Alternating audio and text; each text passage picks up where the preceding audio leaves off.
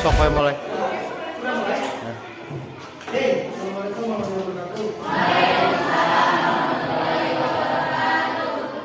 Jangan tegang karena delek kamu ya. Belajar sama kamu ya. Oke, gini. Hari ini di pertemuan ini Bapak akan mencoba eksperimen tentang keyakinan kelas.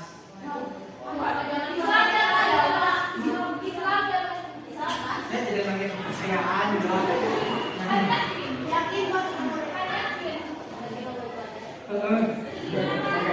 Jadi keyakinan kelas begini adalah apa yang diyakini oleh masing-masing siswa dan juga diyakini oleh guru dan menjadi kesepakatan bersama.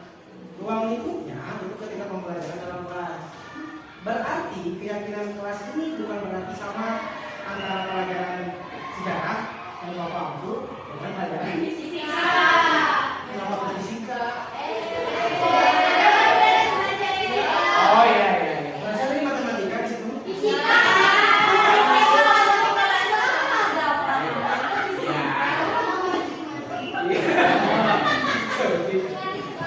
Ini keyakinan kelas ini pada awalnya Bapak akan meminta 10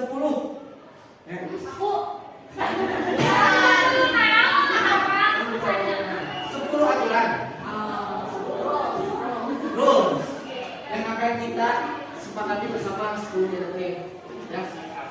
Tapi kalau tanda kutip tidak nyeleneh, berarti ya maksudnya tidak nyeleneh. Hal-hal yang wajar yang mungkin kadang sering kita lupakan untuk itu dirundingkan. Kadang kan kita lupa ya merundingkan sesuatu hal itu, tapi kemudian nanti jadi masalah. Kenapa itu jadi masalah? Karena kadang tidak dirundingkan dan tidak jadi keyakinan bersama. Harusnya kan ada kesepakatan tuh antara kalian sebagai siswa yang harus saya layani.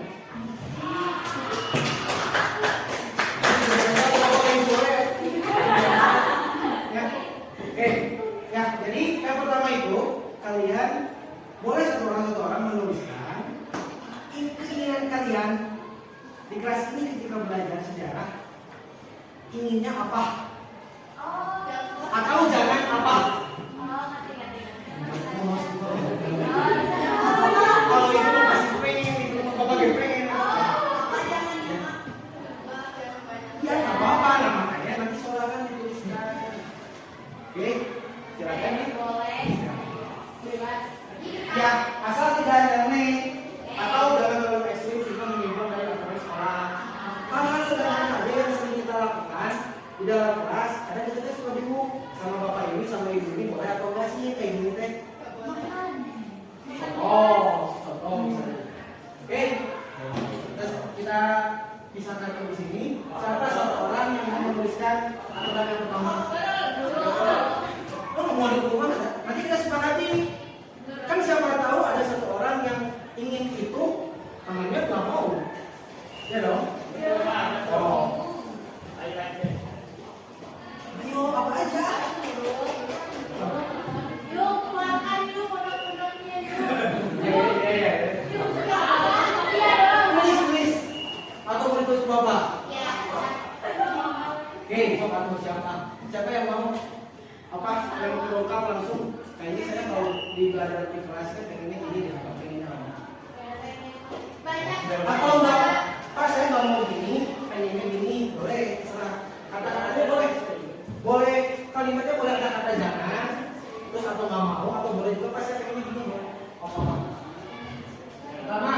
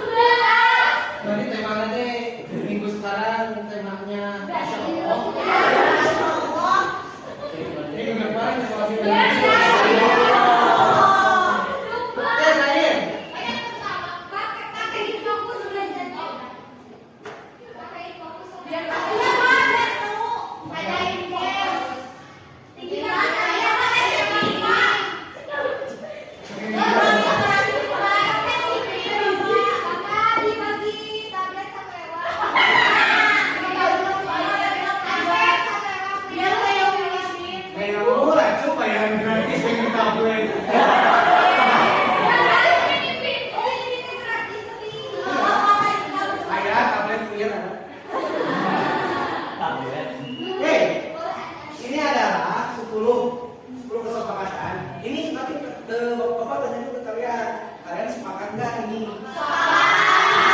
Kesepakatan ini kan nanti kita kaitkan dengan aturan sekolah. Kalaupun misalnya ada yang bertentangan, kita mau modifikasi sedikit. Berarti nggak?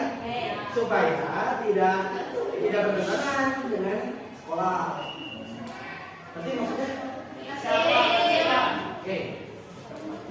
Pertama. Nah berikutnya adalah kata-kata di sini kan ini kan ungkapan apa ya ibaratnya gambaran kasarnya. Kalau kalian seandainya diminta keinginan kalian itu diungkapkan dalam sebuah kata-kata yang sifatnya positif atau kalimat yang formal dan positif, kalian akan bentuk ke apa? Misalnya contoh yang pertama, jangan serius, kalian akan apa? Intinya itu jangan serius, tapi kata-kata yang untuk mengajak orang, terus supaya bernada positif, mengajak, kira-kira apa? Jadi jangan dulu.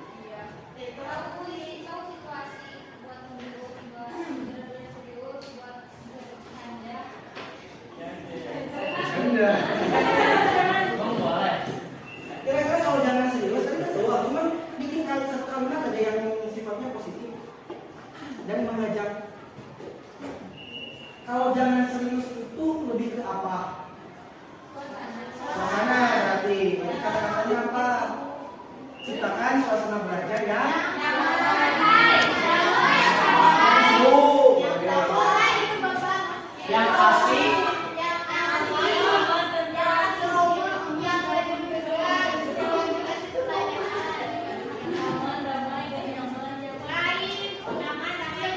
Nah ini penting, benar. Ciptakan suasana belajar yang apa dulu yang baik. Nah, kita sepakat. Mau apa katanya?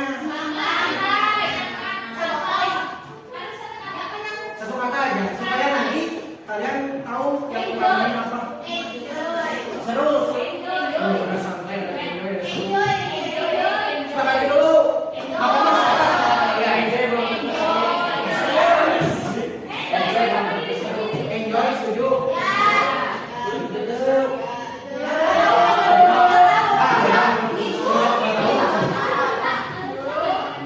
Enjoy.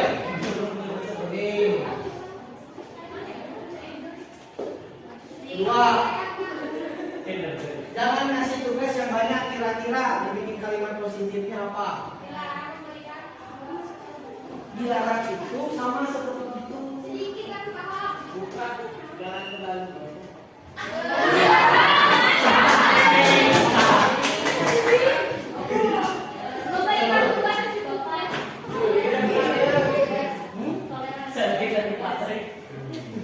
Toleransi dalam tugas, oke, apa lagi?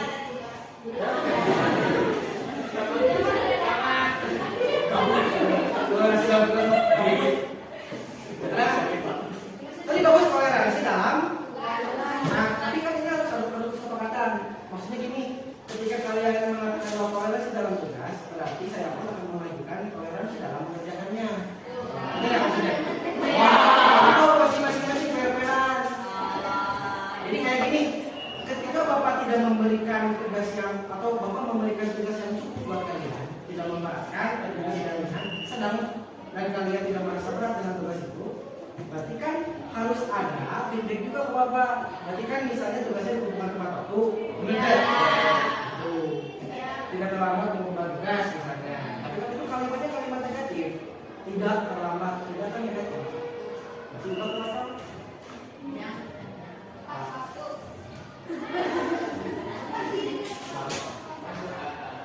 Optimalkan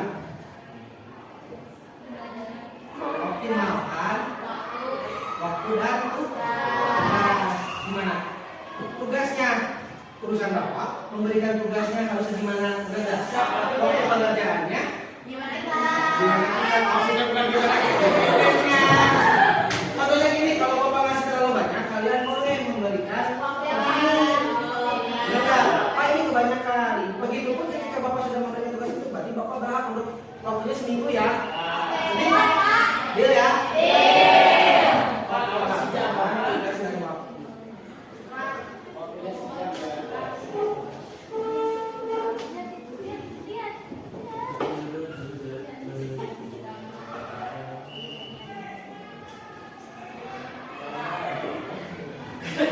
jangan marah-marah.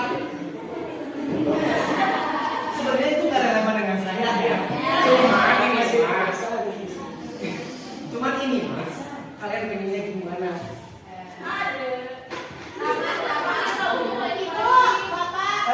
Balik lagi ke nomor 1. Ya, kita kan sama belajar ya. Tapi harus ada penekanannya sehingga tidak marah. Biasanya kalau lawan dari sikap marah, ekspresi yang diberikan apa? Ramah atau senyum.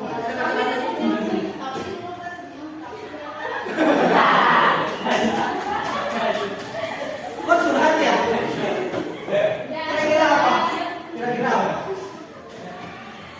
Kira-kira apa? Berarti ramah.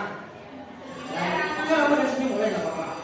Ramah dan tadi kan, oh itu mah senyum tapi marah. Ini kan senyum tapi ramah. Supaya tidak ada kok ada juga yang senyum tapi marah. Ini kan senyum dan ramah. Bapak kayak gitu. Oke. Kira-kira ketika ada kalimat ramah dan senyum dan ramah, kata-kata menunya apakah kalau kita mau makan? Yang pertama ciptakan. Berarti apa?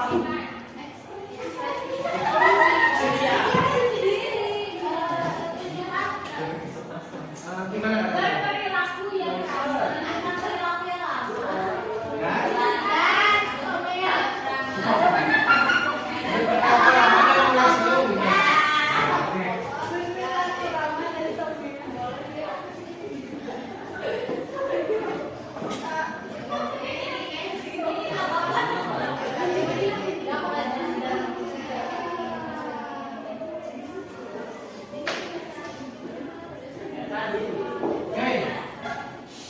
Nomor 4, jangan banyak berat.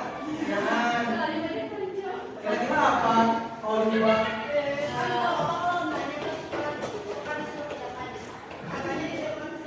emang bukan nanya.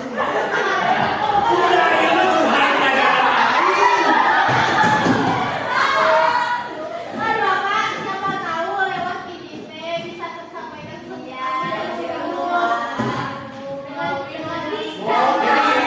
Jadi keyakinan kelas akak curhatan kelas. Oke. Gak apa-apa. Jangan banyak pertanyaan. Kira-kira kalau diubah ke dalam bahasa yang lebih halus, formal, dan kemudian positif dan mengajak, kira-kira apa? Kalau jangan ya negatif. kayak bikin games gitu kan. Ini lebih seru kalau games mah.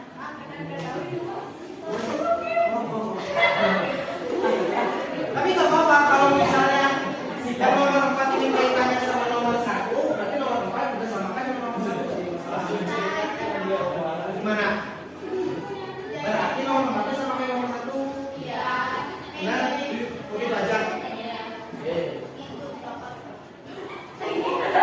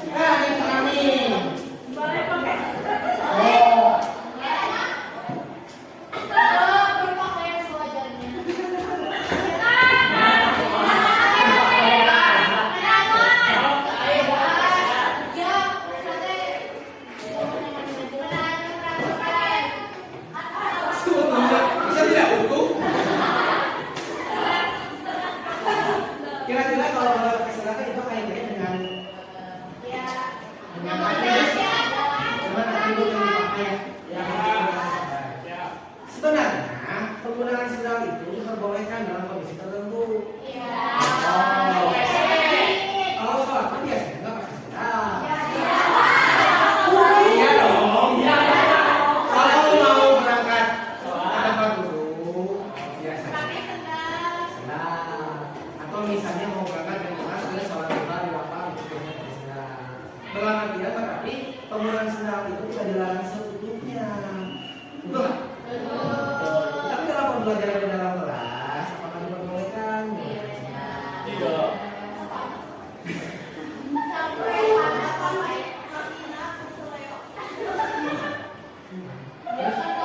Tapi baik, kira-kira kata yang digunakan Boleh tapi di waktu dulu. Nah, ya. Dan mempunyai alasan. berarti menggunakan Dengan alasan yang menggunakan apa berarti sendalnya jangan itu sendal berarti karena apapun bisa jadi sesuai sendal kan masih bisa. Trauma. Menggunakan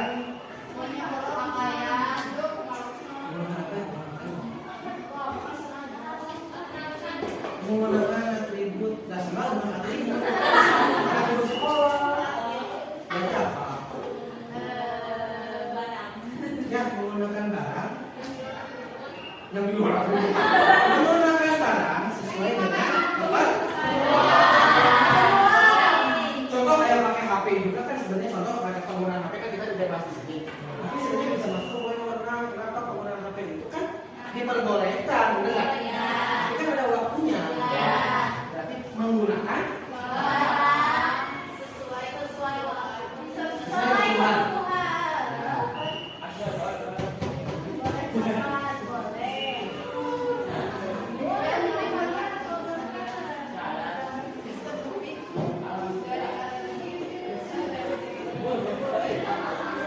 Tujuh,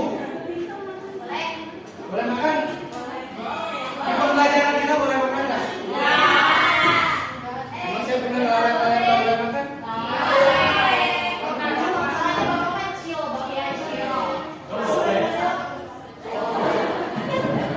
Kamu kecil tapi curhat tuh mulai.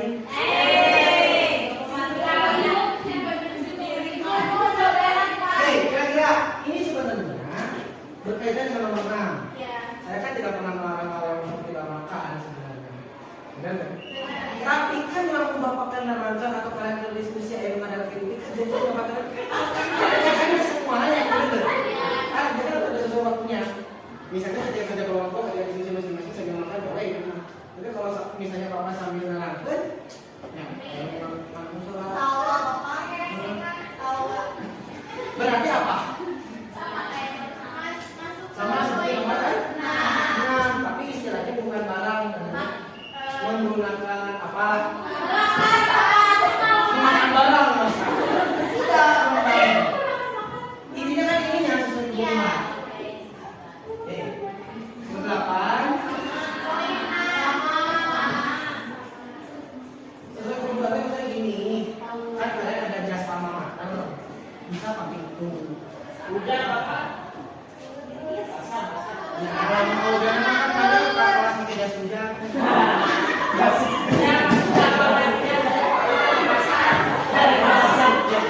Iya. Ya, kalaupun udara di sana sangat dingin dan dikhawatirkan kalian sakit, kalau khusus di pelajaran saya, maka kita sepakat. Kan, tapi dengan catatan jaketnya yang normal ya.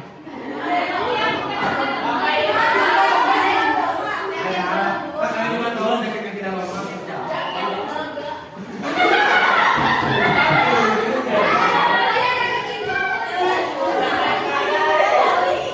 Oke, yang nomor 9 banyak cerita. Bapak kayak nomor 1 aja ya.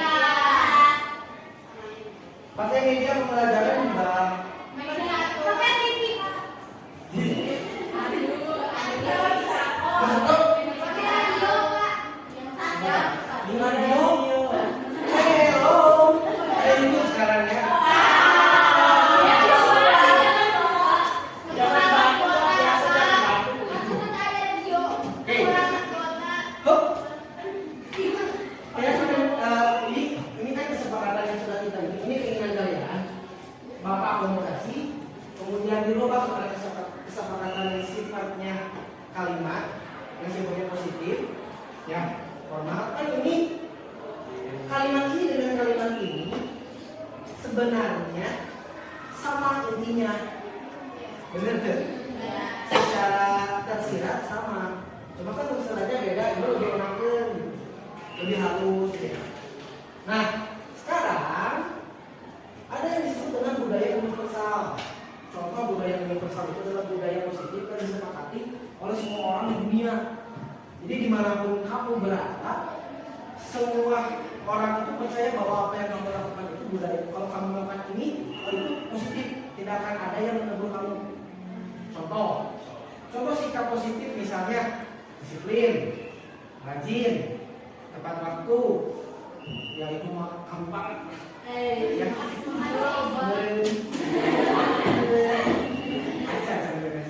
terus apa lagi bertanggung jawab, dapat dipercaya, amanah. Apalagi kalian tahu lah ya punya sifat-sifat ini kan sih. Belajarnya waktu SD PPKN kan tinggal merasa, rendah hati, nah itu ya udah tertanam. Nah sekarang menurut kalian ketika nomor 1 itu kalimatnya ciptakan suasana belajar yang enjoy, itu termasuk budaya disiplin yang apa? Namanya. Kamu merasa menyenangkan, merasa senang ketika jadi beban gitu. Ketika belajar sejarah saya udah oh ya udah belajar sejarah ya kita menjadi hadir kalau gitu. Terlepas dari jam terakhir ya, itu mah ada bunga dia ya jam terakhir, cuman ya, kamu tidak jadi masalah, tidak ada beban. Nah itu teh budayanya apa yang keluar dari kira-kira? Ciptakan suasana belajar yang enjoy ya. Itu kalimat budaya positif itu.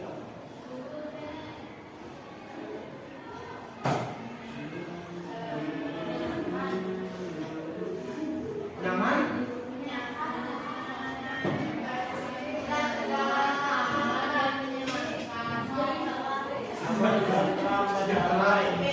Cuma Bapak membagikan kira-kira apa cara dengan pelajaran enjoy? Kenyamanan, Aman, tentram, sejahtera, kesempurnaan. ya kenyamanan yang sih. Baik, Oke, nomor 1 berarti budaya disiplinnya adalah kenyamanan. Saya pikir semua negara di dunia atau semua orang di dunia kalau kamu pergi ke Inggris pun yang namanya kenyamanan itu pasti semua orang suka. Apalagi sama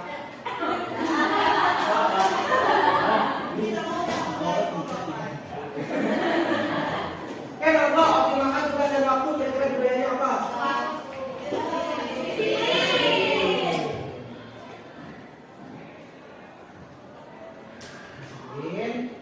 Beri kabar pada laku ramah dan doa senyum.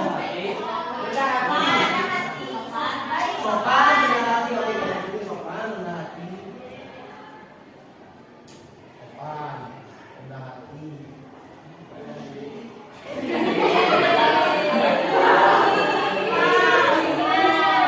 Ini masuk di sini ya. Nah, menggunakan barang sesuai dengan kebutuhan berarti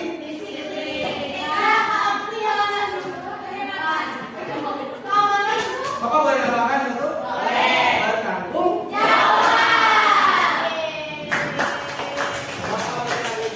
bahkan Bapak lain sungai. Tapi ini Pak.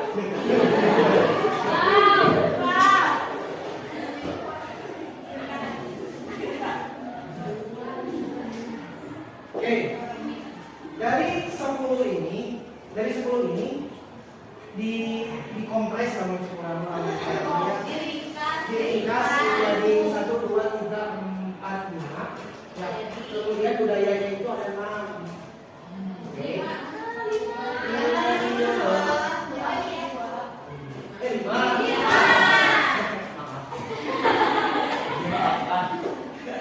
Oke. Sekarang bikin lagi kayak gini. Nah ini referensi kita termasuk referensi Bapak juga. Ya. Ini kan kita sudah meyakini ini ya, benar tuh. Bahwa hal-hal ideal harusnya gini gitu. Ya kan?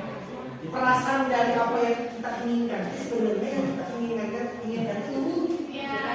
Kamu ingin di kelas itu nyaman. Tanpa kamu sadari, kamu juga pengen disiplin sebenarnya. Sopan.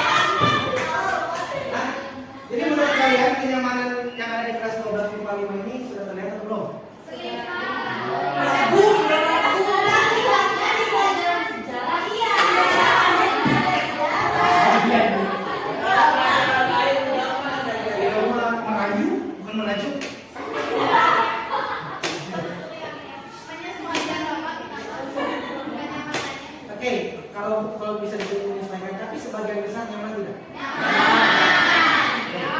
Sejarahnya dia.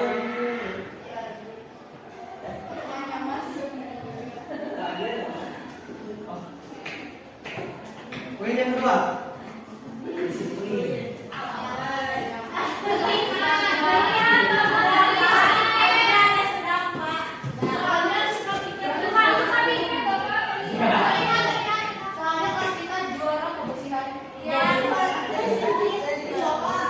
Apakah disiplin terlihat?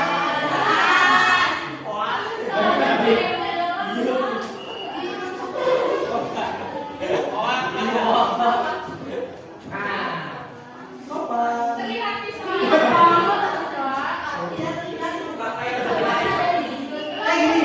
jangan nanya bapak, jangan nanya ke bapak. Jadi jangan nanya ke bapak, Pak kira-kira 12,5 sopan nggak? Ya pasti sopan.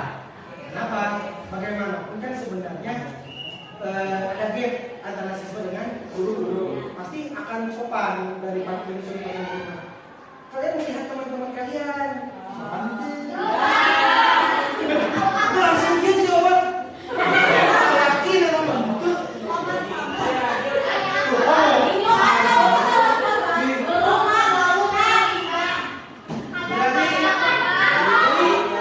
Jadi kada seperti imannya. Berarti kita sudah di tengah-tengah.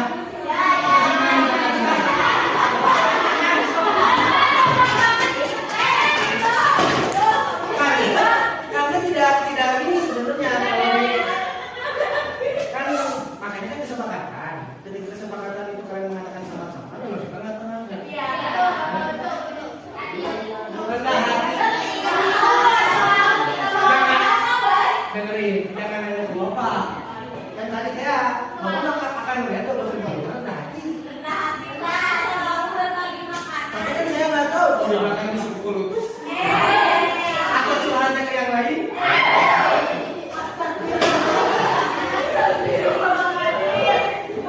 Jadi saya nggak tahu makanya rendah hatinya ini dilihat dari rekan-rekan kalian. Kira-kira rekan-rekan kalian itu rendah hati enggak?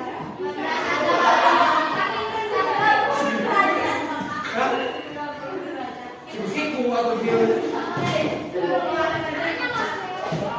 terlihat?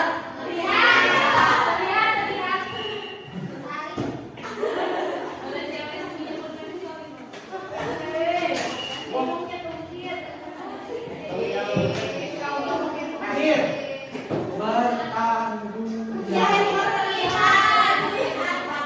Contoh. Apa lagi?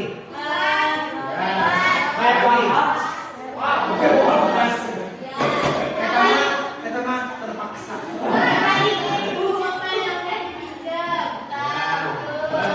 Tidak ada lagi kasih ini.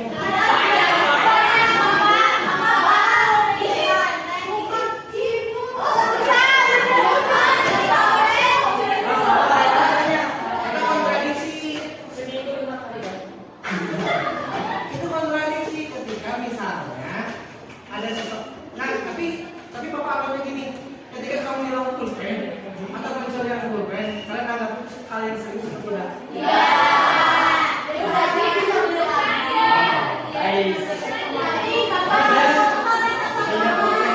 Jadi kalian tidak menganggap bukan hal yang ringan gitu ya.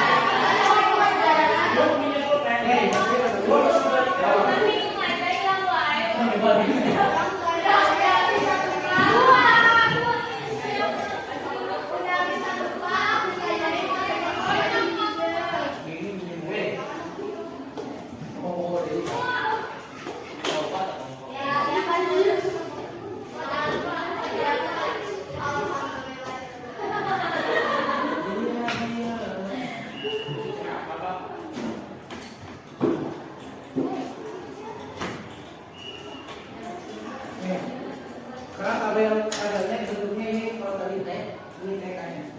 Gitu. Karena ini.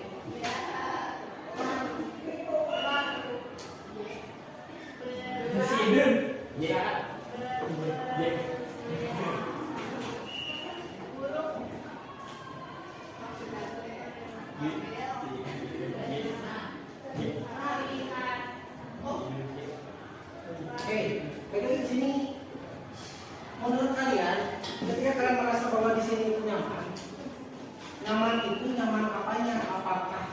perilakunya? Apakah nyaman terdengarnya? Apakah nyaman terlihatnya?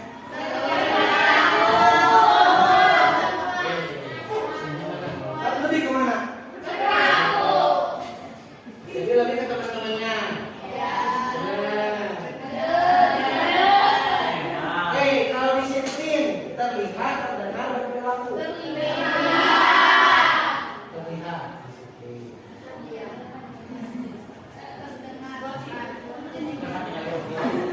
Sopan.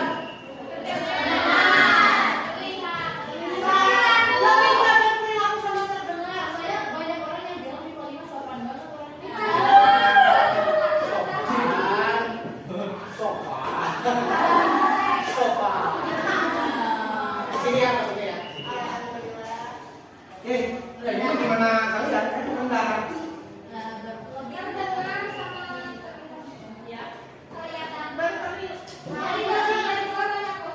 Lebih banyak ke terlihat.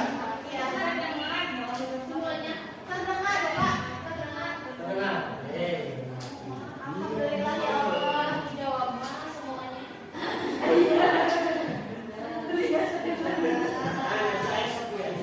Ini ya sama-sama ya. Sama-sama ketinggalan tidak perilaku. Terakhir, dosa tanggung jawab.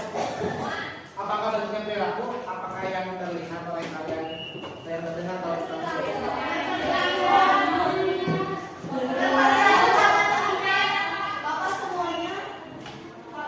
Lebih ke? Tanggung jawab ya.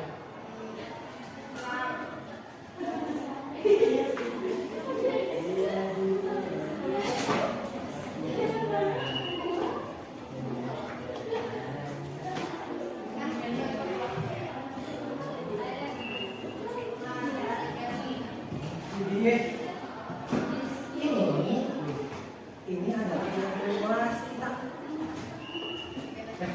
Ya, dengan kelas 12.5 dalam pembelajaran dan untuk latihan terlihat dan ini. Pak, berarti kalau yang lainnya masih ada, mungkin masih ada, tapi nggak dituliskan di sini. Nah, makanya kita ambil baru 10. Mungkin kalau di semua dicurhatkan mah 100 yang prinsipnya lebih banyak, prinsipnya itu akan banyak lagi budaya positifnya kan taat dong. Mereka tidak mengisinya, makanya ini. Nah, budaya disiplin, budaya positif ini, budaya universal ini kita harus pertahankan. Ya, dan ini jadi keyakinan kelas kalian, sadar tidak disadari, diakui atau tidak diakui. Karena kalian nanti sebenarnya secara tidak sadar mengakui bahwa inilah yang terjadi di 12.5 sebenarnya. Jadi ketika bila mengatakan ada yang sopanannya sama-sama, ya berarti antara kita sama-sama sopannya. Kadang berlihat, kadang meragukan kita. Kan gitu benar. Kalau kenyamanan ya terlihat dari sini. Di mata pelajaran yang terakhir pun, di jam terakhir pun masih oke-oke, ya kan? Jadi kenyamanan kan. Disiplin juga tidak ada yang keterekelan anak yang gelap, kan? Semua duduk di bangkunya masing-masing. Lalu tadi ada apa ya pakai baju ini ya pakai mukena? Ada hama, itu tidak disiplin, itu bukan dianggap dari disiplin, itu disiplin lebih awal karena mau ngajinya pada asal. Lebih baik. Rendah hati juga ya terlihat lah. Ya, saya pikir kalau misalnya di antara kalian ada yang tidak rendah hati pasti sudah bicara sendiri. Kalau dia bertanggung jawab, selama kelasnya aman. Ya, itu pasti. Ya demikianlah keyakinan kelas yang sudah kita bentuk pada hari ini.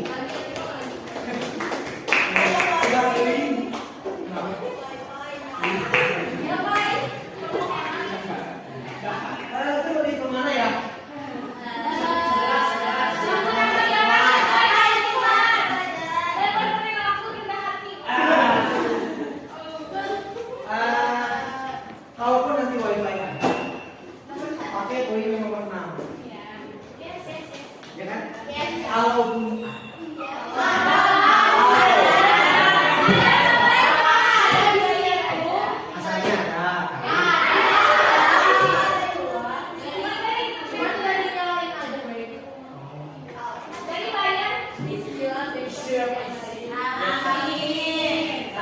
Oke, sekian.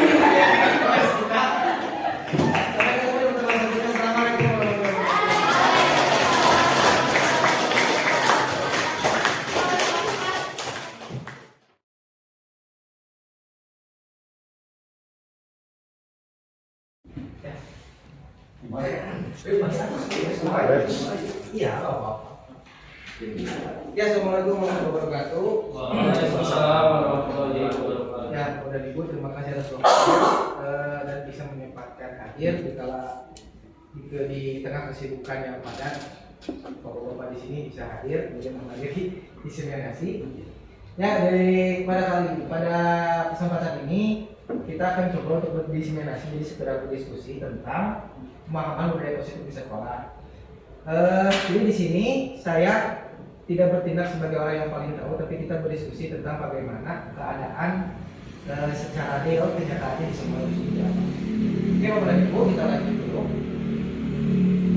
Pertanyaan pemantik yang pertama adalah hukuman dapat mendisiplinkan anak.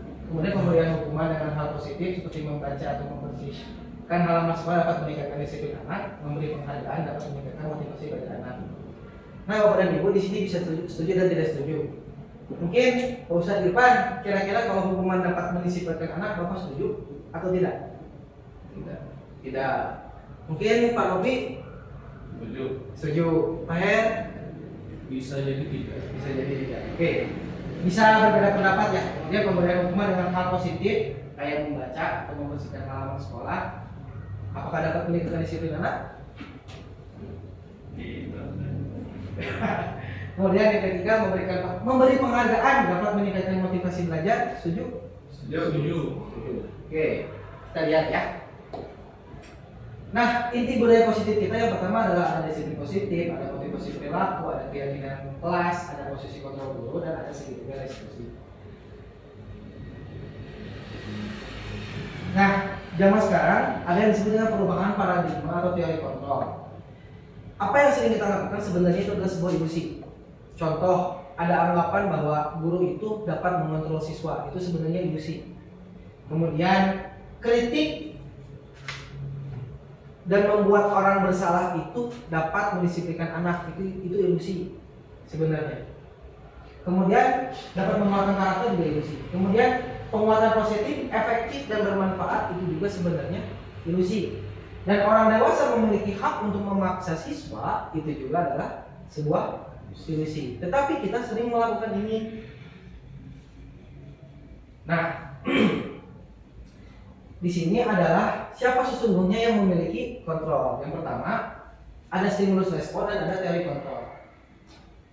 Terkadang kita itu mencoba agar semua orang itu berpandangan sama dengan kita. Padahalnya kita itu seharusnya berusaha memahami pandangan orang lain tentang dunia. Kemudian perilaku buruk dilihat sebagai suatu kesalahan, betul? Ya. Padahal semua perilaku memiliki tujuan, walaupun itu buruk. Jadi harus dilihat dulu tujuannya apa, walaupun itu buruk. Orang lain bisa mengontrol saya, padahal hanya kita sendiri yang bisa mengontrol diri kita. Saya bisa mengontrol orang lain, kenyataannya enggak, Bapak. Kenapa? Karena kita tidak bisa mengontrol orang lain. Kemudian pemaksaan ada pada saat bujukan gagal. Karena kan kita kalau ingin mengikuti orang supaya mengikuti kita itu kan kita membujuk. Kalau tidak bisa membujuk baru dipaksa. Kenyataannya adalah kolaborasi dan konsensus itu menciptakan pilihan-pilihan baru. Jadi artinya jangan dipaksa, tapi harus diajak berdiskusi untuk menciptakan pilihan-pilihan baru yang disetujui. Model berpikir menang atau kalah. Kita ke siswa kadang memaksakan sesuatu. Ketika siswanya nurut, kita merasa kita menang. Tapi siswa itu merasa dirinya kalah. Seharusnya siswa merasa menang, kita pun menang. Nah, ini adalah hal-hal yang ideal. Nanti bapak-bapak di sini bisa setuju atau tidak setuju dengan ini. Oke, makna disiplin. Bapak dan Ibu, kita sering mendengar bahwa disiplin itu seolah-olah patuh, taat. Padahal kata disiplin itu berasal dari kata disiplina yang artinya belajar. terjadi perubahan makna di lingkungan masyarakat kita bahwa seolah-olah disiplin itu adalah sesuatu yang dilakukan seseorang pada orang lain untuk mendapatkan kepatuhan. Dan disiplin itu identik dengan ketidaknyamanan. Misalnya, saya nyaman memakai kaos biasa. Tapi ketika bekerja, otomatis kita memakai kaos yang formal. Nah, kadang supaya disiplin kita memaksakan ketidaknyamanan itu, padahal kita nyamannya adalah memakai kaos, gitu kan? Nah, yang harus kita pahami adalah mendisiplinkan anak bukan berarti membuat si anak itu patuh, tidak, dan membuat si anak itu tidak nyaman, tidak juga. Nah, jadi ada yang disebut dengan disiplin positif. Jadi disiplin positif itu adalah pendekatan disiplin yang mengajarkan tanggung jawab kepada anak dan mengembangkan kesadaran diri. Oke, berikutnya ini yang nilai kebajikan universal sebenarnya dapat dilihat dari pelajaran teori Pancasila. Ada beriman, mandiri, bernalar kritis, berkebinekaan global, bergotong royong dan kreatif. Oke. Nah, ini adalah awal motivasi perilaku manusia. Bapak, bukankah kita hidup itu menghindari ketidaknyamanan? Bapak-bapak kita itu kan hidup itu menghindari hukuman, bener gak? Ketika bapak tidak punya, bapak lupa bawa SIM, pakai motor, di depan ada polisi, apa yang akan bapak lakukan? Putar balik, nyumput, pura-pura keren. Intinya kan sebenarnya apa? Menghindari hukuman, menghindari sanksi. Motivasi dasar perilaku manusia itu seperti itu. Dan yang kedua, motivasi dasar manusia tanpa sadar dan tidak sadar adalah mendapatkan imbalan atau penghargaan. Bukankah kita senang dipuji? Bukankah kita senang dihargai? Bukankah kita senang diamu-amukan? Kan gitu ya. Dan kemudian, nah ini yang paling mungkin internal, sangat-sangat internal, menjadi diri sendiri yang diinginkan. Bapak dan Ibu, kalau saya pribadi, saya itu pengen gitu ngajar itu kiawe, kan gitu ya, kan gitu. Tetapi kan apakah itu sesuai dengan nilai-nilai? Itu belum tentu. Nah makanya yang tadi menghindari ketidaknyamanan atau hukuman itu dan kemudian mendapatkan imbalan atau penghargaan karena sifatnya berhubungan dengan orang lain, maka disebut dengan motivasi eksternal. Ya, sedangkan yang tadi yang terakhir motivasi internal. Jadi menjadi diri kita sendiri, tapi kita juga percaya terhadap nilai-nilai yang ada di sekitar kita. Oke, mungkin ada yang sudah tahu, tapi kalau ada yang belum tahu, silahkan dijawab. Oke, Bapak dan Ibu, kadang kita ketika melakukan tindakan terhadap siswa yang melanggar, kita kadang menghukum ya. Tetapi dalam teorinya ada hukuman, ada konsekuensi. Bapak dan Ibu mungkin secara tersirat bisa menggambarkan perbedaannya ya antara hukuman dan konsekuensi, pasti. Oke, kalau seandainya ada sebuah kejadian mencatat 100 kali di dalam kalimat, saya tidak akan terlambat lagi karena terlambat ke sekolah. Kira-kira itu hukuman atau konsekuensi? Hukuman. Pak Guru, ini hukuman atau konsekuensi? Hukuman. Pak? Hukuman. Kita lihat ya. Oke, itu hukuman. Kenapa ini disebut hukuman bukan konsekuensi? Nanti kita akan bahas juga. Yang kedua, lari mengelilingi lapangan basket 2 kali karena terlambat hadir. Hukuman konsekuensi? Konsekuensi kata Pak Ustaz, kata Pak Ustaz. Konsekuensi. Iya. Konsekuensi. Lari mengelilingi lapangan basket 2 kali karena terlambat hadir. Konsekuensi atau hukuman? Itu hukuman sih. Oke, kita lihat ya. Kita diskusi nanti. Hukuman. Kenapa hukuman? Jadi kita bahas. Oke, murid diminta push up 15 kali. Ini saya sering melakukan ini. Karena tidak menggunakan masker ke sekolah. Kalau alasan ini saya tidak menggunakan masker kalau saya karena telat. Nah, saya pun berpikir, kira-kira kalau kasusnya seperti ini hukuman atau konsekuensi? Hukuman. Jadi kita lihat. Hukuman. Nah, berikutnya menggantikan kertas tugas teman yang telah dicoret-coret. Konsekuensi. Oke. Membersihkan tumpahan air di meja tulis karena tersenggol pada saat belajar. Konsekuensi. Oke. Murid, ini salah cetak dikit. Murid disuruh untuk tidak menggunakan sepatu seharian di sekolah karena tidak mengenakan sepatu hitam. Cuma Ada hukuman, ada konsekuensi. konsekuensi murid disuruh Konsekuensi. menggunakan Jadi murid ini salah cetak ya, seharusnya ada tidak. Murid disuruh untuk tidak. menggunakan Ya, murid jadi disuruh lepas. Kenapa? Karena sepatunya tidak berwarna hitam. Itu konsekuensi atau hukuman? konsekuensi. Hukuman. Hukuman sih. Hukuman. Nah, Konsekuensi. Kita lihat ya. Hukuman. Karena tidak kan. Oke, yang terakhir. Lari mengelilingi lapangan basket 2 kali karena terlambat 10 menit untuk pelajaran olahraga. Hukuman. Hukuman? Hukuman? Konsekuensi. Konsekuensi. Hukuman. Lari mengelilingi lapangan basket 2 kali karena terlambat 10 menit Untuk pelajaran PJOK. untuk belajar Konsekuensi. Bisa konsekuensi tapi lebih contoh nah hukuman sih bos. Coba. Konsekuensi. ya. Jadi Bapak dan Ibu, terkait dengan apa yang kita bahas, saya hanya sekedar sharing aja. Kenapa kemudian ada hukuman, ada konsekuensi? Sebenarnya dua ini hukuman dan konsekuensi itu adalah sebuah tindakan, sebuah respon kita. Disebut salah mungkin tidak, disebut benar juga tidak. Jadi memang tergantung bagaimana tindakannya. Tetapi memang alangkah lebih baiknya kalau seandainya kita bertindak itu pada tahap yang konsekuensi, jangan hukuman. Nah kemudian kenapa ada yang hukuman, kenapa ada konsekuensi? Kalau bapak perhatikan, kenapa kan push up ini fisik betul, lari pun fisik, tapi kenapa yang ini hukuman, yang ini konsekuensi? Karena ada kaitannya dengan apa tindakan dia atau tindakan siswa itu, pelanggarannya karena apa? Ya, ini disebut konsekuensi. Kenapa? Karena memang lagi pelajaran olahraga. Konsekuensinya pasti berhubungan dengan fisik karena olahraga identik dengan kegiatan fisik. Tetapi apakah lupa menggunakan masker kemudian harus ditindak dengan menggunakan fisik? Nah itu yang jadi sesuatu hal yang mungkin kurang relevan dengan apa yang dilanggar oleh siswa. Itulah yang disebut dengan hukuman. Ya, Bapak apakah menghukum itu salah? Belum tentu juga. Kita lihat sini. Nah, inilah yang perbedaan antara hukuman dan konsekuensi. Ini hal yang ideal ya, teorinya gitu. Kalau hukuman seperti ini, konsekuensi seperti ini. Karena hukuman sesuatu kadang-kadang sesuatu yang menyakitkan harus terjadi. Kalau konsekuensi sesuatu yang harus terjadi karena memang sudah ada kesepakatan. Hukuman kadang membuat anak sakit baik fisik maupun hati untuk jangka waktu lama. Kalau konsekuensi membuat anak tidak nyaman.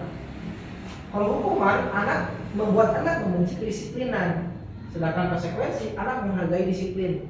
Bapak kita harus ingat bahwa tadi pengertian disiplin itu artinya belajar, bukan patuh atau taat, tapi belajar. Hukuman konsep diri yang buruk, konsekuensi konsep diri yang baik. Nah, hukuman itu menyebabkan anak menyembunyikan kesalahan. Sama seperti kita tidak bawa SIM tadi, kita pasti menyembunyikan kesalahan kita, betul kan? Tetapi kalau konsekuensi anak belajar untuk mematuhi peraturan karena dia sadar bahwa ketika dia ditindak dengan cara konsekuensi oleh gurunya, dia tahu gitu karena relevan dengan apa yang dilanggarnya. Tetapi baik hukuman maupun konsekuensi ada dampak yang memang beririsan. Kalau hukuman merasa marah, rasa bersalah, dipermalukan, rasa tidak dihargai, konsekuensi itu menyebabkan kehilangan hak, dibuat tidak nyaman dan diasingkan untuk sementara. Jadi memang ada resiko-resiko. Ya. Berikutnya, nah ini terkait dengan penghargaan. Kadang kita kan kalau ada sesuatu hal baik yang dilakukan oleh siswa, itu kita memberikan penghargaan. Tapi Bapak, menurut teori, penghargaan itu harusnya tidak dilakukan secara berlebihan. Kenapa? Penghargaan yang dilakukan secara berlebihan menyebabkan menurunkan kualitas, mematikan kreativitas dan mengurangi motivasi intrinsik. Jadi memang ada sebuah penelitian yang akhirnya menghasilkan sebuah hipotesis bahwa penghargaan itu tidak selamanya efektif. Kenapa? Karena penghargaan itu hanya menimbulkan motivasi eksternal. Karena dia ingin merasa dihargai, ingin merasa diakui gitu. Makanya dia melakukan itu gitu. Kalau tidak ada itu, ada kemungkinan si anak itu tidak melakukan hal yang baik tersebut. Sama seperti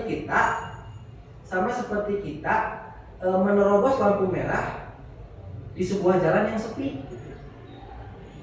Jadi menghindari hukuman. Kalau ini ingin mendapatkan penghargaan, intinya gitu.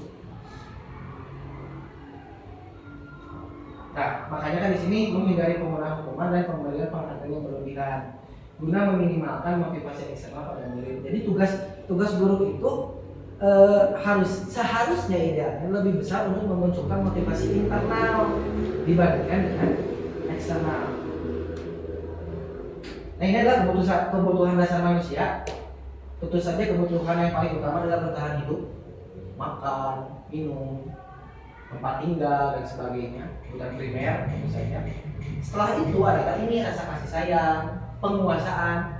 Kan kita ingin menguasai sesuatu itu pasti. Kebebasan, ingin bebas, kesenangan, ya ingin senang gitu hidupnya. Nah, ini keyakinan sekolah. Dan saya pikir Bapak pasti ketika pertama kali masuk kelas yang diampu itu pasti ada yang namanya keyakinan kelas. Artinya ada kesepakatan-kesepakatan yang harus disepakati baik oleh murid maupun oleh guru. Jadi saya pikir ini tidak akan Nah, contohnya seperti ini.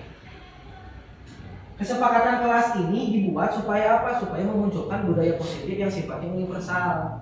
Contoh, Bapak, nanti kita akan diskusi di sini. Nah, misalnya Bapak bikin kesepakatan kelas. Di aturan kelasnya itu, Bapak menyebutkan selalu kembalikan buku ke tempatnya. Kira-kira ketika anak atau siswa melakukan peraturan ini, budaya positif yang munculnya apa?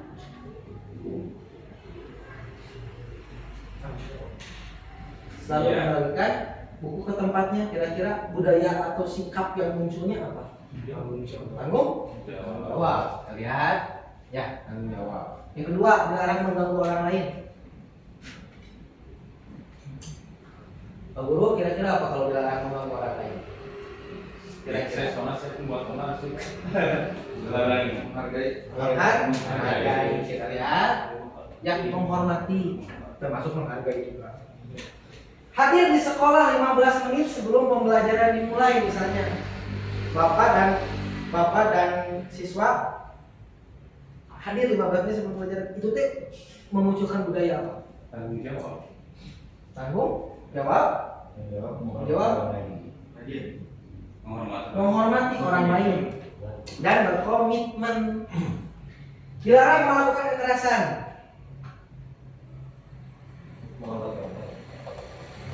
Oke, menghormati orang lain. Jawabannya namanya sih. Banyak kan? Budaya universal itu ada sabar, ada taat, ada patuh, ada disiplin, kemudian ada tanggung jawab, banyak kan budaya positif. Maksudnya budaya positif universal itu mau dimanapun kita berada, sikap itu dijunjung tinggi. Patan silakan masuk Patan.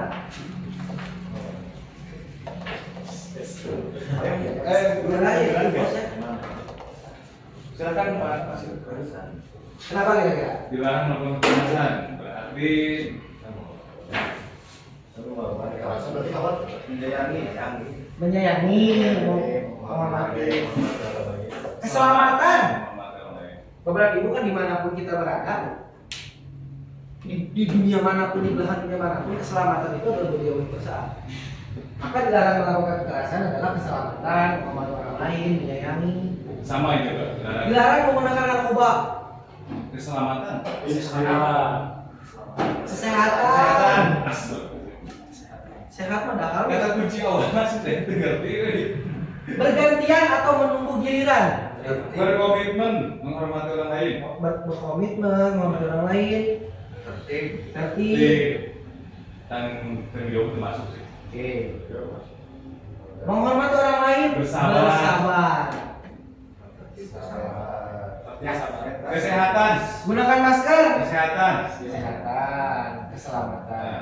Jangan berlari di kelas atau koridor. Menghormati. Keselamatan. Kenyamanan. Nah, Bapak guru di sini kalau misalnya Bapak itu membuat kesepakatan dengan anak dengan kalimat yang seperti ini tanpa disadari, Bapak-bapak itu memunculkan budaya ini sebenarnya. Ya, cuman kadang kita bikin aja peraturan kayak gini. Tapi kadang kita bikin peraturan kayak gini, kita tujuannya untuk apa? Untuk memunculkan sikap apa gitu kan? Padahal ini sebenarnya ini. Nah itu. Ya, kita lanjut. Jadi memang keyakinan kelas itu harus melibatkan seluruh warga kelas dan sebagainya. Ya.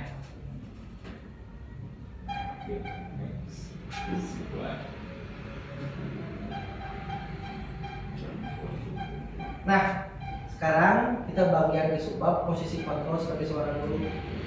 Bapak guru di sini sebenarnya guru kita itu sebagai guru yang ideal tuh gimana sih? Posisinya ada di mana gitu maksudnya? Menengah. Oke. Bapak, ketika kita menangani beberapa siswa yang mungkin dianggap menurut kita melanggar aturan, kita tuh ada di 5 posisi dan kita tinggal pilih kita ada di mana. Yang pertama adalah posisi penghukum. Kenapa ada di posisi penghukum? Kalau seandainya Bapak ketika menindak seorang murid itu sikapnya seperti ini, contoh menghardik-hardik, menunjuk, menyakiti, menyindir. Kata-kata yang digunakan misalnya, kalau kamu tidak melakukannya, awas ya, kamu manis sekali dari kadenya. Hasilnya adalah si anak itu malah memberontak atau dia menyalahkan orang lain, tidak mengakui kesalahan, bahkan dia bohong, ya kan? Murid justru dalam hatinya murid akan berkata, apa yang dicarikan ada apa yang diamalkan itu? Dampaknya pada anak apa? Mengurangi kesalahan. Ya, tapi ini bapak-bapak di sini boleh setuju dan tidak setuju terhadap ini. Oke. Ada juga yang membuat rasa bersalah. Membuat rasa bersalah adalah seharusnya nak kudu nama tong gitu atuh. Ya. Atau kecewa bapak teh. Ya, ada kata-kata itu. Atau misalnya guru berkata, bapak teh capek mana deui. Kayak gitu ya. Akibatnya apa? Anak akan menyembunyikan itu, Pak. Anak akan menyembunyikan itu. Sudah pada kamari mah, atau dah ayeuna mah, menyangkal atau berbohong. Murid supaya urusannya beres, nyapa hapunten geus kitu. Hapunten hungkul. Ya. Tetapi akibatnya apa? Si anak bisa merasa rendah diri atau mengulangi kesalahan lagi karena paling gini mungkin salah hukul ini segala kelama-lama kayak gitu kan kepal. Ya. Kemudian ada juga yang ketiga, kita sebagai teman si siswa. Jadi kalau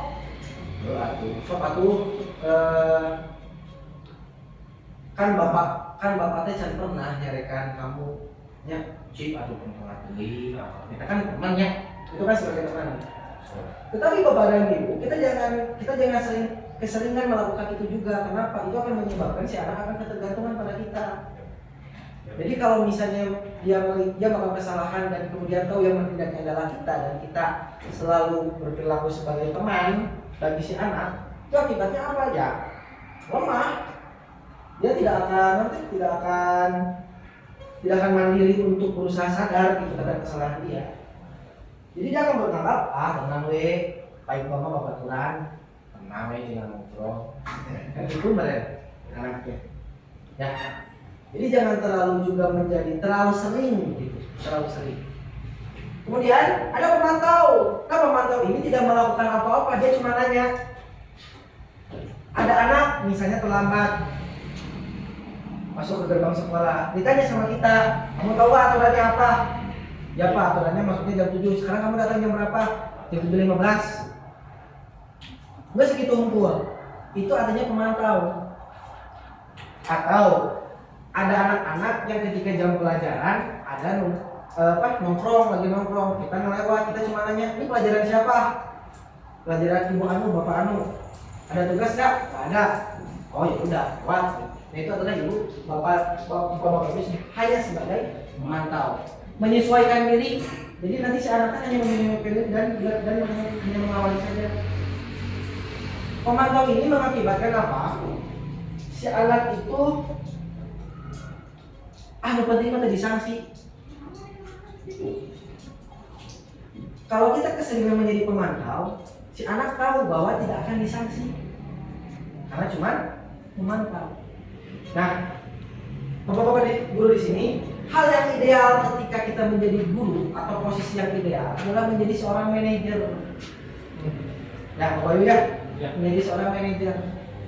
Ketika misalnya ada anak yang melakukan tindakan pelanggaran, maka yang harus kita lakukan adalah bertanya. Tapi pertanyaannya harus gimana? Nah, ini pasti agak sulit untuk dipahami. Ke rumah murid salah, kurang malah ditanya lagi apa yang kita yakini, bla bla bla bla bla. Intinya adalah supaya si anak ini bagaimana berpikir, bagaimana caranya saya bisa memperbaiki keadaan. Yang kemudian si anak itu adalah mengevaluasi diri. Nah, bagaimana cara untuk menjadi manajer ini? Nah, kita tuh kontrol seorang guru, bapak dan ibu, kita harus refleksi juga. Kita ada di posisi mana, dan kita lebih banyak ada di posisi mana. Seringnya saya pribadi, saya lebih banyak di posisi pemungkus. Pemantau. Kalau lebih refleksi, kalau saya pemantau. Kira-kira kalau Pak Hayat, kira-kira banyaknya Kayak sama nih pemantau. pemantau. Bapak Ibu, Pemantau. apakah Pak Guru? Kami ya Pak, saya Pak. Banyaknya, Nah, saking banyak pandangan di gigi tapi 20 menit bosan. seringnya. Baca kira-kira seringnya gimana Mas? Penghukum saya. Seringnya kita penghukum. Ya. Kalau saya pribadi, saya tuh seringnya di penghukum dan pembuat rasa sering kita tuh melakukan itu. Paling mah temannya.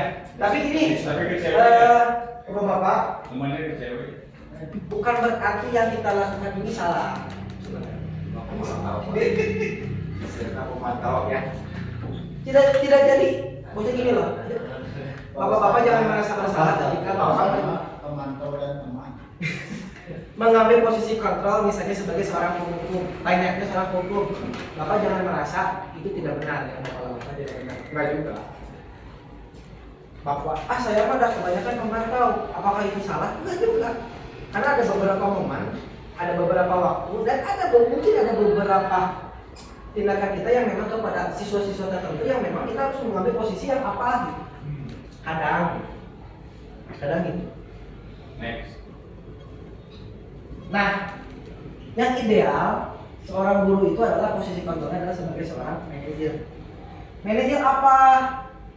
Nah, bapak-bapak, kita harus kerjasama sama siswa ini.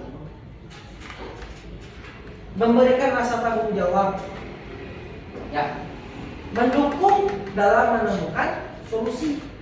Jadi permasalahan yang mereka dapatkan, permasalahan yang mereka dapatkan itu kita harus temukan sama-sama solusinya. Solusinya jangan dari kita, bapak. Bagusnya mah. Tapi bagaimana cara kita sama-sama yuk diskusi sama anak, yuk cari solusinya. Jarangnya kita melakukan itu ya. Jarang. Kabur kesal tinggal. Nah, posisi manajer mengacu kepada restitusi. Nah, inilah yang akan kita bahas. Segitiga restitusi. Bagaimana cara kita melakukan tindakan terhadap siswa yang bermasalah apabila kita sebagai seorang manajer. Kita akan melakukan segitiga restitusi. Nah, ini segitiga dibayangkan seperti ini. Jadi ada 3. Yang pertama adalah menstabilkan identitas, yang kedua adalah validasi kebutuhan, yang ketiga adalah menanyakan keyakinan. Oke. Yang pertama, bapak-bapak harus lakukan kalau bapak ingin mengambil posisi kontrol sebagai seorang manajer adalah menstabilkan identitas si anak yang melakukan kesalahan. Jadi bapak ketika misalnya Pak Guru misalnya menemukan seorang anak yang telat masuk ke gerbang, maka bapak harus ajak ngobrol dulu alasannya kenapa bisa telat dan sebagainya. Kemudian menstabilkan identitasnya. Katakan bahwa nggak apa-apa kamu telat karena bapak pun pernah telat. Itu. Kenapa? Dikaitkan lagi karena manusia itu tidak ada yang sempurna. Baik, oke. Pasti sering melakukan kesalahan atau pernah melakukan kesalahan. Kemudian tekankan juga, Bapak tidak akan mencari siapa yang benar, siapa yang salah. Tapi yang harus kita cari adalah solusi bagaimana kamu supaya besok datang tepat waktu atau sebelum waktunya dimulai pembelajaran kita sudah datang. Itu. Tapi kan tak mungkin dia itu orang perlu amat ya. Iya. Kata-kata. Bercanda. Makanya setelah itu dia lakukan, kegiatan yang keduanya adalah validasi kebutuhan. Harus ditanya dulu, kenapa sih si anak teh sebenarnya dia melakukan itu? Gitu. Tapi harus lebih dalam lagi. Kenapa dia telat? Kebutuhan dasar apa yang ingin dipenuhi si anak? Gitu. Apakah dia telat karena ada sebuah momen atau karena dia kebiasaan telat? Gitu. Pak, saya tuh telat karena saya sering begadang, ya kan? Sehingga saya bangun terlambat. Artinya, ketika dia bangun terlambat, ada kebutuhan dasar yang ingin dia penuhi, yaitu tidur. Tidur. Nah itu kita harus pahami itu dulu. Jadi Bapak bisa menanyakan, kamu pasti punya alasan untuk melakukannya. Kemudian apa yang penting? Gitu. Bagi kamu yang penting apa? Apakah begadangnya ataukah tidak terlambat masuk sekolah? Penting yang mana? Nah yang terakhir adalah menanyakan keyakinan. Ini tadi, percaya nggak kamu dengan nilai-nilai budaya universalnya? Ini adalah hal yang sulit, hal yang ideal, dan hal yang paling salah yang harus kita lakukan ketika kita menjadi seorang manajer. Kalau saat ini kita mengambil posisi sebagai seorang manajer.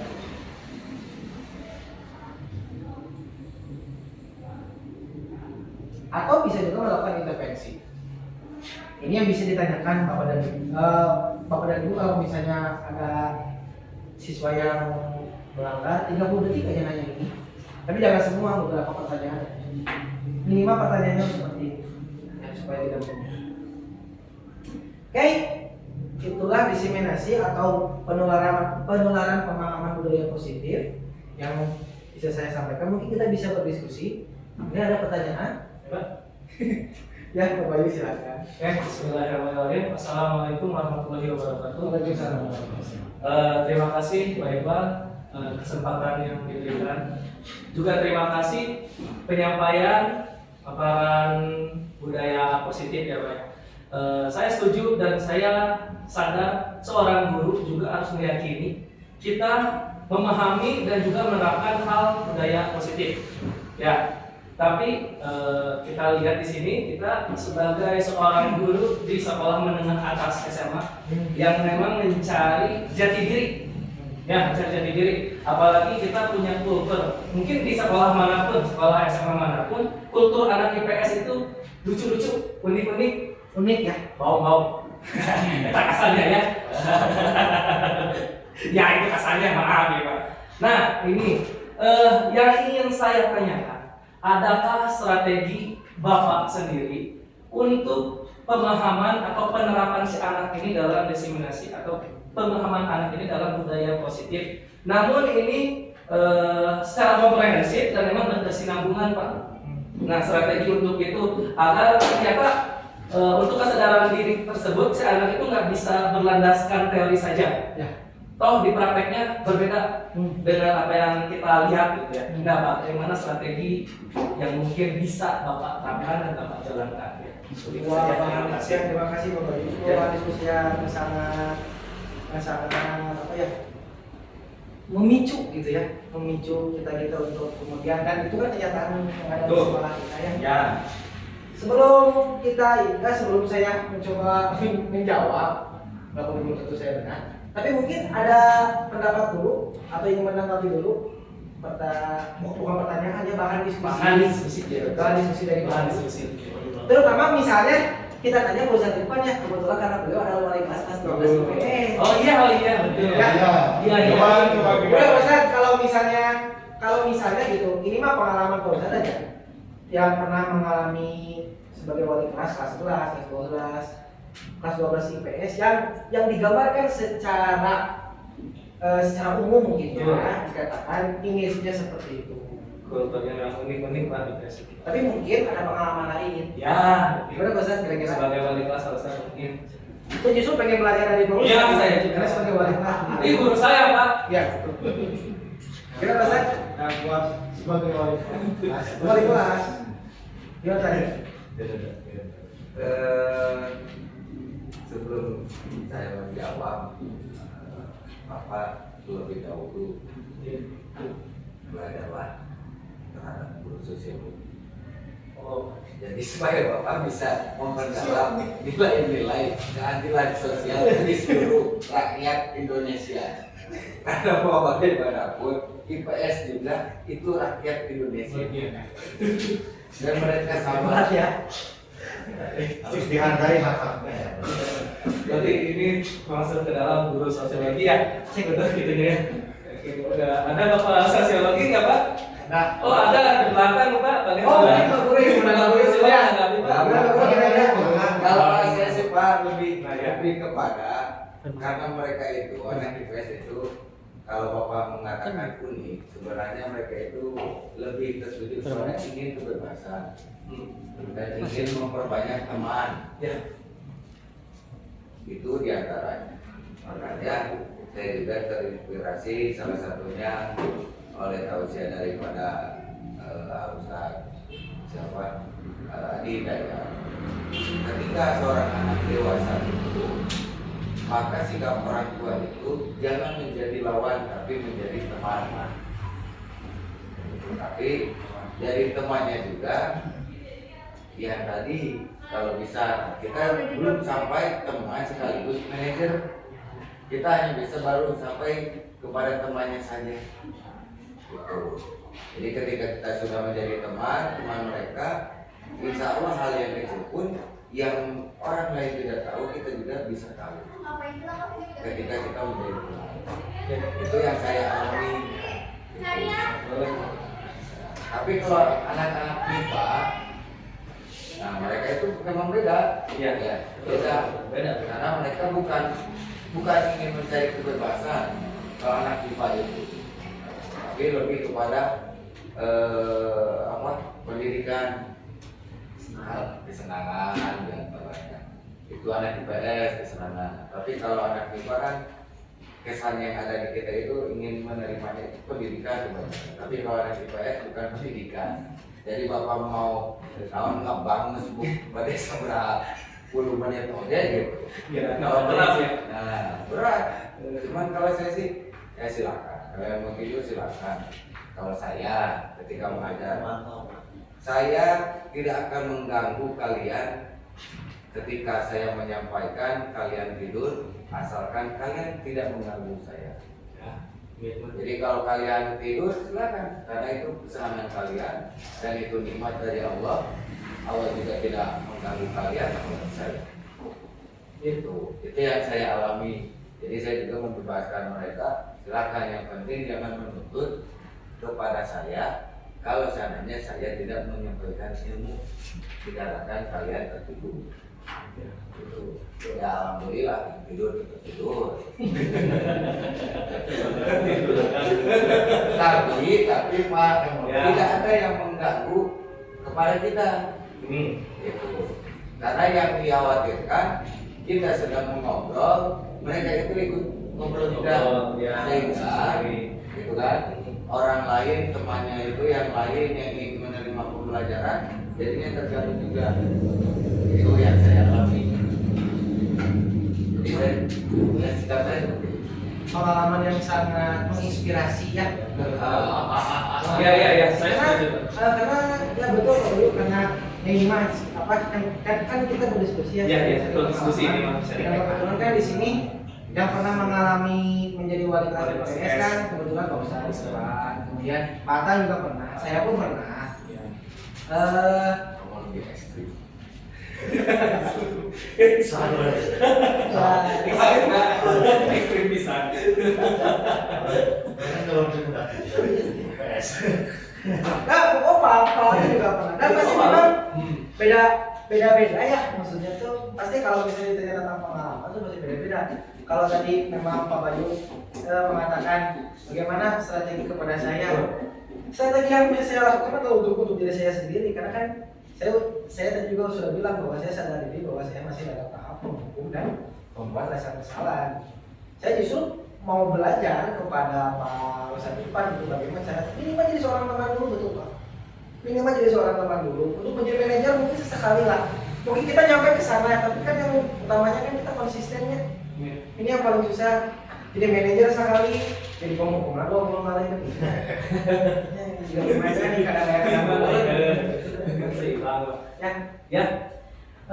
Mungkin ada yang ingin mengemukakan lagi ininya pengalamannya ketika menangani mungkin beberapa siswa yang kita tanda petik unik ya, unik karakternya kan beda-beda ya, terutama yang IPS mah kan ada unik.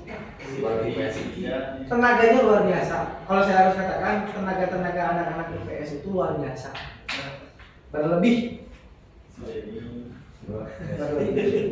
Begitu sih sebenarnya, kembali lagi kepada amal-amal kita. Oke, menambahkan baiklah sedikit. Iya silakan. Tadi Ustaz Irfan ya dengan bahasanya itu tapi di sana itu ada yang bahasanya Pancasila ya. Tapi Pancasila itu lebih ke Pak Ali, PKN sebetulnya. Kalau di kami itu adanya diferensiasi sosial, Pak. Yang artinya referensi sosial itu saya mengenal satu tokoh dulu itu Tom Lin ya. Yang artinya apa?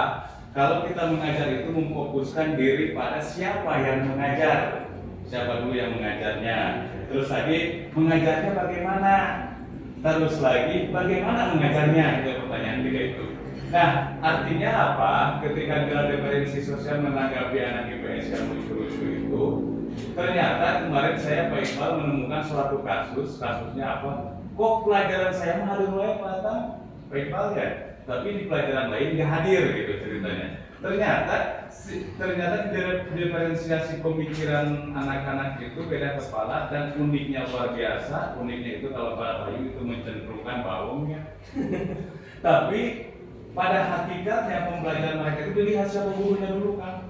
Ternyata lebih condong betul guru itu yang saya anggap yang lebih baik sekarang itu penghukum mungkin ya, lebih condong karena takut, merasa takut mereka ada di sini. Tapi ketika ada pembelajaran tadi kata Pak Iqbal, ketika saya jadi manajer di IPS, luar biasa Pak Iqbal ya, bagaimana kontrol sosialnya itu sangat luar biasa.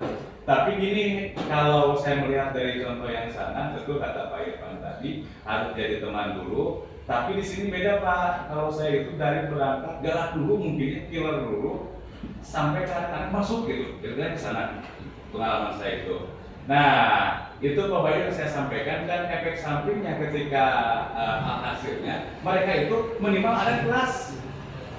Gitu, minimal ada di kelas pada saat pembelajaran saya ya hukuman gitu ya. Kalau saya lebih ke sana, ya kalau saya gitu, memang ya. Kalau kita kaitkan dengan yang tadi mungkin apa yang diungkapkan oleh Pak Guru itu, Pak Guru mungkin awal sebelum ke motivasi internalnya, Pak Guru lebih menekankan ke motivasi eksternalnya.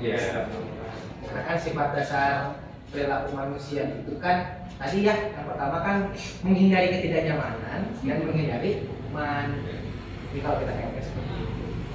Jadi memang setiap guru jangankan anaknya gitu kan, gurunya sendiri kan kita berbeda-beda cara, kita kan berbeda karakter, berbeda gitu. Makanya tadi kalau misalnya justru saya belajar, saya belajar dari Pak Guru, saya belajar dari Pak Sedepa, saya juga belajar dari cara memahami dan cara berbicaranya dari Pak Bayu. Jadi memang diseminasi ini adalah sebuah upaya diskusi kita. Tidak harus satu pemahaman, tidak harus satu persepsi, tapi kita harus yang penting kita harus menyadari bahwa setiap siswa itu memang unik, karakteristiknya unik, dan memang tergantung dengan apa yang akan kita hadapi ini juga. Tetapi di sini teori di sini kan menghadirkan posisi-posisi kira-kira kita masuknya ke yang mana, itu aja sebenarnya. Ya, tapi makanya tadi kalau ditanya strateginya apa, terutama untuk anak-anak yang IPS, kalau buat saya pribadi, saya baru dapat justru strategi saya adalah mempelajari dulu bagaimana cara menghadapi anak-anak IPS justru dari rekan-rekan dulu. Karena saya menyadari, saya merefleksi diri bahwa diri saya itu masih dalam tahap menghukum atau membuat rasa bersalah. Untuk teman mungkin ada beberapa yang jadi teman, tetapi saya pikir saya belum sampai ke tahap seperti Pak Ustadz Irfan misalnya seperti itu. Kemudian pemantau, tadi juga rekan-rekan ada yang mungkin saya banyaknya pemantau. Nah saya mungkin belum bisa masuk ke pemantau juga. Walaupun ini sebenarnya bukan urutan juga Bapak ya. Jadi bukan berarti ini yang paling bagus ke satu, ini kedua, ketiga. Ini mah hanya beda-beda tipe aja. Ya, bukan berarti menjadi pemantau lebih baik dibandingkan dengan penghukum, atau bukan berarti menjadi pembuat rasa bersalah lebih baik dibandingkan dengan penghukum, enggak juga. Karena pada dasarnya ini semua tidak ada yang salah 100%. Hanya mungkin kadang kita menjadi penghukum kepada anak yang seharusnya diperlakukan manajer gitu. Kadang kita menjadi penghukum ketika menghadapi kasus anak yang seharusnya bisa diselesaikan dengan cara menjadi teman, kayak gitu aja sebenarnya. Jadi ini cara kita untuk kira-kira kalau anaknya seperti ini, tindakan yang dilanggar seperti ini, kita yang mana ya kira-kira. Jadi memang menjadi guru tidak ada berhentinya mempelajari proses untuk memahami anak. Seperti menurut kesalahan dua ulang pasti menghukum. Ya makanya itu tadi ketika seorang anak pelan terusnya, padahal di kesempatan ke-1, ke-2, ke-3 jadi sama kita tuh dihukum terus, kan otomatis kita sudah jadi penghukum tuh. Kan sebenarnya idealnya gini Pak, ketika seorang anak itu telat terus nih, 1 minggu itu dia telat, dan dalam 1 minggu itu ditindak oleh kita, diberikan hukuman. Artinya kan kita jadi penghukum. Tapi apakah si anak itu menjadi tidak telat ketika sama kita dihukum? Terus kenyataannya kan enggak ya? Tetap telat.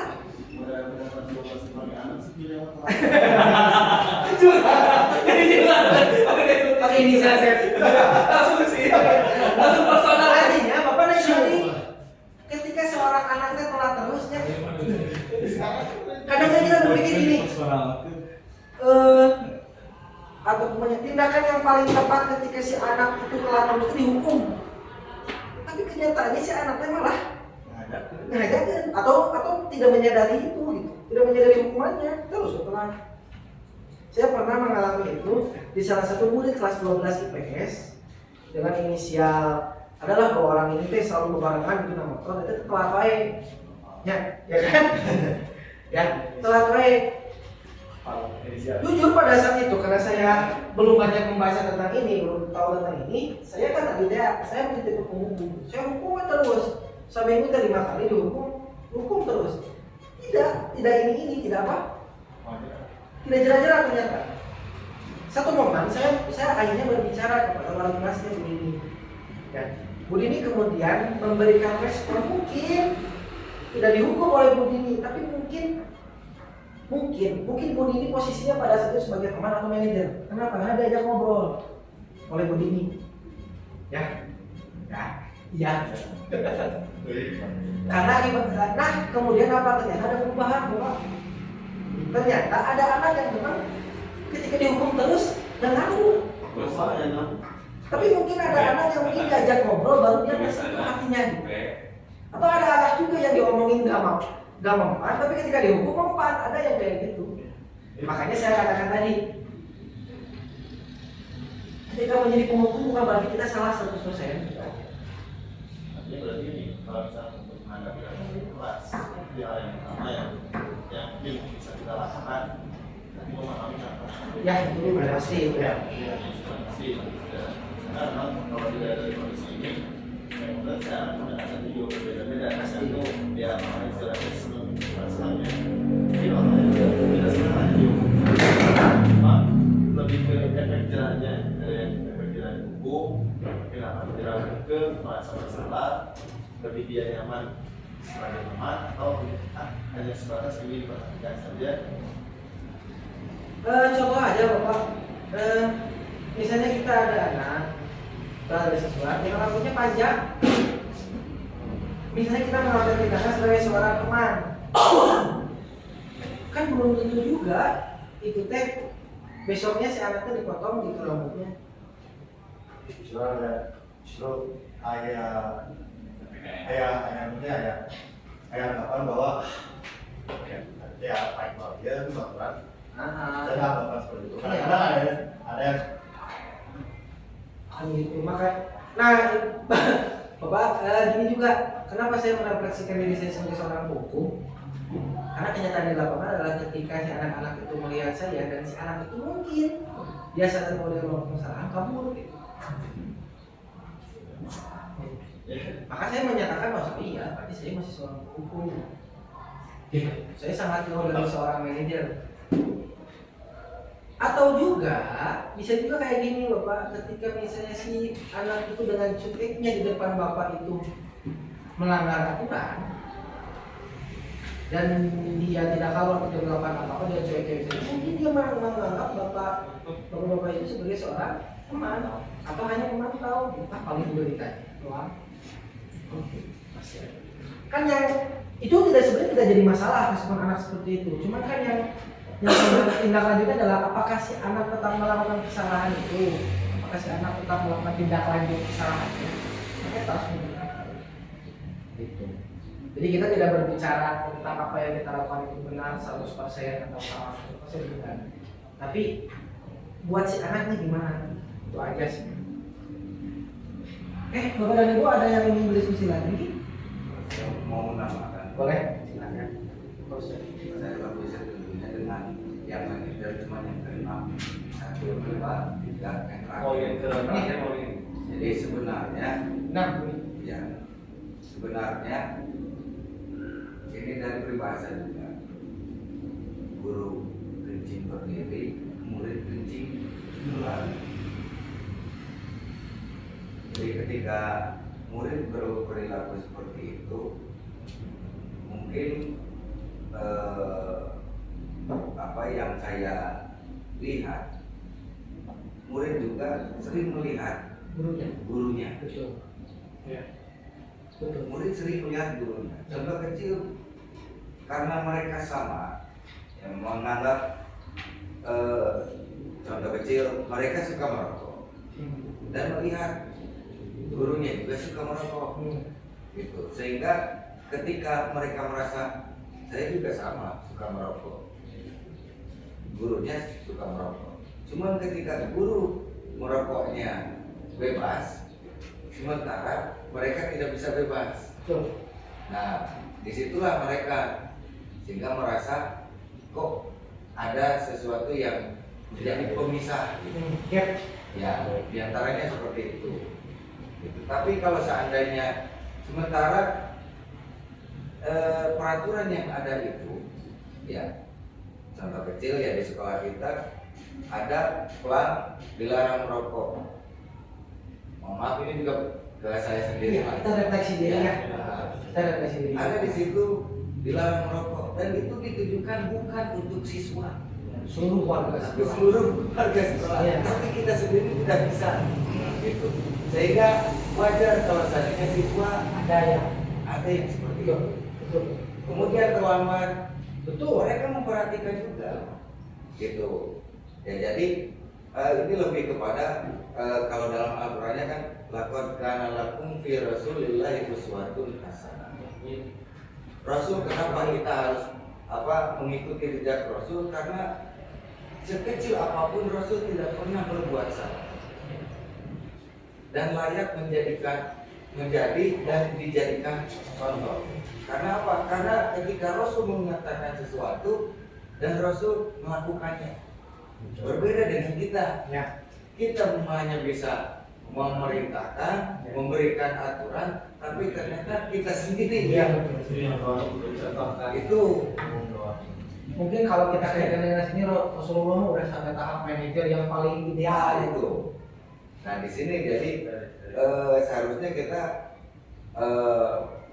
benar menjadi manajer, tapi kita juga sama mengevaluasi diri kita juga. Kita ada motivasi Ya, makanya mohon maaf saya sendiri tidak berani kalau seandainya murid ini, misalkan murid itu terlambat, ya, saya tidak berani menghukum yang lebih karena saya sendiri, sementara saya ini juga pernah bahkan sering terlambat.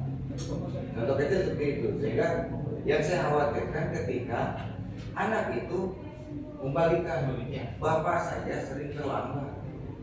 Dan itu bisa menjadi hak si anak Iya, dari awal. itu diantara. Karena itu yang dia rasakan. Betul.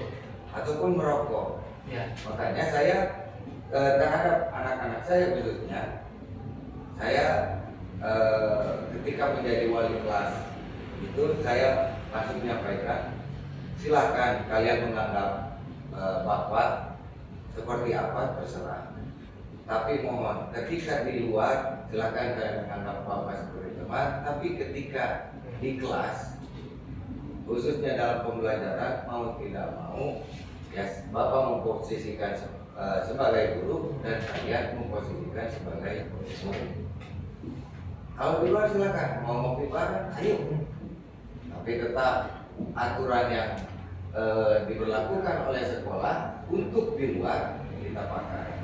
Contoh kecil, misalkan mau merokok silakan, dengan bapak silakan, seporsi istilahnya.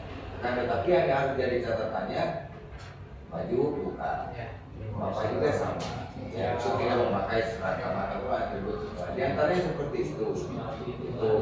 Nah maka nggak ada lagi selain daripada mengevaluasi diri. Betul. Itu mengevaluasi diri sebelum kita memberikan dan menempatkan diri kita itu mau di mana, mau seperti apa. Jadi sudah berani saya istilahnya menghukum kalau seandainya hukuman yang diberikannya itu padahal di kitanya sendiri terjadi. Contoh gitu. Meskipun memang tidak ada, ya kalau dalam bahasa Sunda kan mual ya istilah tatak naluran dulu, tapi tetap itu kan hanya peribahasa saja. Ya, sungguh sangat luar biasa. Yang saya pengalaman, kemudian ini pendapat untuk saya lakukan ini. Maksudnya betul tadi bahwa kita memang harus menyadari juga diri kita pada ibu, maksudnya ya terkadang itu tadi kadang kita nyuruh A, kadang kita sering melakukan kebalikan dari A. Jadi memang, dan saya mau berharap justru obrolan-obrolan seperti itu kita lakukan itu juga ke yang lain juga. Diskusi-diskusi seperti ini kan diskusi ringan gitu ya, dari apa santai gitu, tapi kan esensinya dapat gitu ya kan. Apa yang kita lakukan itu isinya dapat, dan berharap diseminasi ini kita tidak hanya berhenti di sini gitu nanti ke depannya.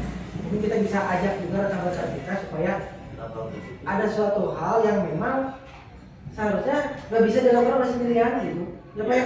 Maksudnya kalau kita nggak bisa juga maksudnya melakukan sesuatu apalagi berkaitan dengan sekolah yang kompleks gitu, cuma hanya satu orang, dua orang, tiga orang enggak gitu.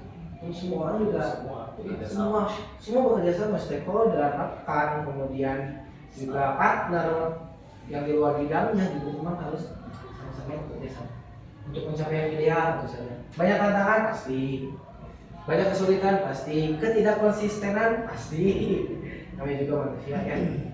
Oke, Bapak dan Ibu, apakah ada yang ingin berpendapat lagi? Oke, terima kasih atas pembahasannya, terima kasih atas diskusinya, terima kasih atas kerjasamanya, terima kasih juga atas responnya dan sebagainya. Jangan kapok kalau misalnya kita akan adakan lagi seperti ini.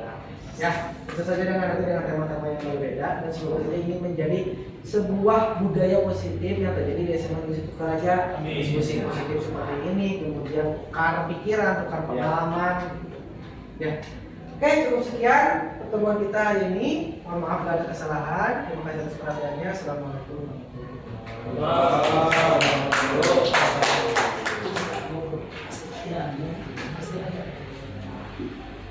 pantas sudah oke kita bahas.